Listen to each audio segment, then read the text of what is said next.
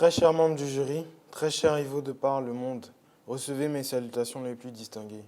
Fruit de la passion de mes parents, bien que n'étant pas le fruit exotique, je suis juste une jeune pousse en classe de seconde dont la passion pour les défis m'a poussé à me tenir ici devant vous. Si je devais avoir un ennemi, ce serait sans doute le fait de prendre la parole en public. Cependant, mon éducation m'a appris à aimer mes ennemis.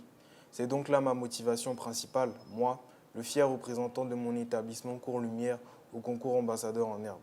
C'est avec une immense joie que je porte ces couleurs pour pouvoir me défaire de cette gêne que je pourrais éprouver lors d'une activité oratoire, perfectionner mon talent et me hisser à des sommets inexplorés et que je n'aurais jamais imaginés par le biais de cet exposé.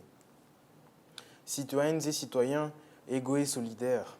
Ah, quel thème!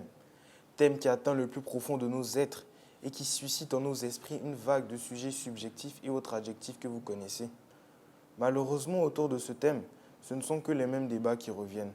Certains vous parleront des hommes, des femmes et de leur inégalité, de religion et de laïcité, de jeunes abattus dans les cités, de droits de l'homme et de libertés bafouées et autres exemples que je n'ai pas cités, relevant uniquement des manquements de notre société. C'est pourquoi, allant à contre-courant, endossant le rôle du héros aux caractéristiques positives, je viens m'opposer aux anti-héros et rétablir une certaine égalité dans les propos, remettre des poids dans l'autre côté de la balance et prouver à l'Afrique, à la France et au reste du monde que le monde ne connaît pas que des démons, à travers des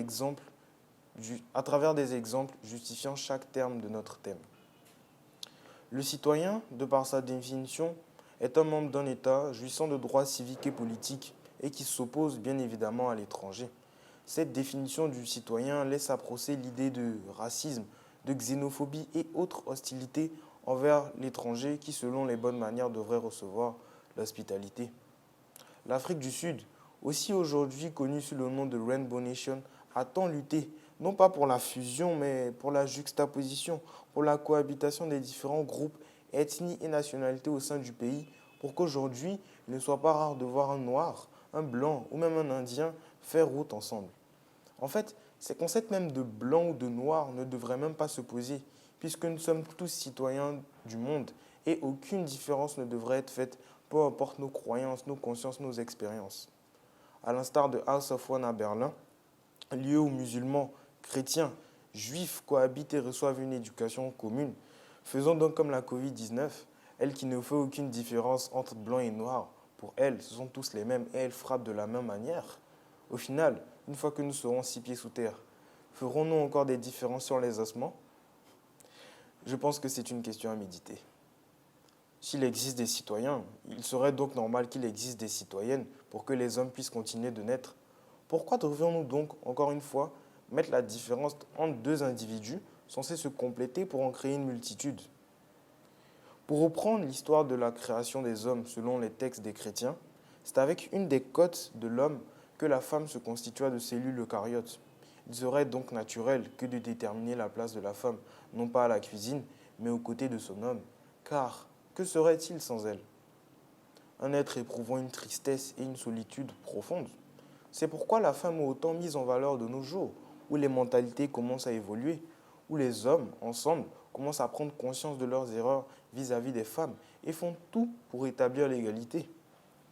Au passage, en jetant un coup d'œil rapide sur l'ensemble de mon école, mes yeux ne peuvent qu'être éblouis par les sublimes filles, dominant de par leur nombre les garçons. Des pays comme l'Islande ou la Finlande, la Suède ou la Norvège sont en tête des pays où l'équité entre hommes et femmes commence à atteindre une phase de stabilisation. L'exemple étant donné, dans nos pays, il ne reste plus qu'à l'appliquer. Cela ne m'étonnerait pas si certains venaient à se dire « C'est bien beau que citoyens et citoyennes soient égaux, mais à quoi cela servirait-il s'ils ne sont pas solidaires ?» À noter que ces dires ne sont que des voix solitaires et ne peuvent en aucun cas impacter ma discipline militaire, car sur Terre n'existe pas le parfait. Et il est bien vrai qu'à certains moments, certaines personnes omettent certaines actions, certains mouvements relevant d'une certaine fraternité. Mais pouvons-nous réellement ignorer les actes qui, au contraire, renforcent cette idée d'entraide? Permettez-moi d'illustrer mes propos. En France fut organisée la nuit de la solidarité, durant laquelle près de quelques 2000 personnes sans abri ont été recensés à travers les rues de Paris et auxquels diverses solutions ont pu être apportées, sans compter les innombrables interventions humanitaires de l'ONU, notamment en Afrique, qui permettent la survie de bon nombre de personnes, ou même encore l'humble association de notre école Cours Lumière, Unissons-nous, qui œuvre pour soulager les orphelins et les enfants démunis. Citoyennes et citoyens, égaux et solidaires n'est donc pas qu'un simple assemblement de mots, agencement d'idées, mais un véritable thème, ligne de conduite de notre société actuelle. Il est bien vrai que je suis encore jeune. Cependant, pour reprendre les mots de Pierre Corneille, aux âmes bien nées, la valeur n'attend point le nombre des années. J'espère donc que par mes propos, le cœur de plus d'un j'aurai touché, l'adhésion de certains emporté, l'émotion d'autres suscitée pour que mon opinion ici dévoilée soit plus que de simples mots. Je vous remercie.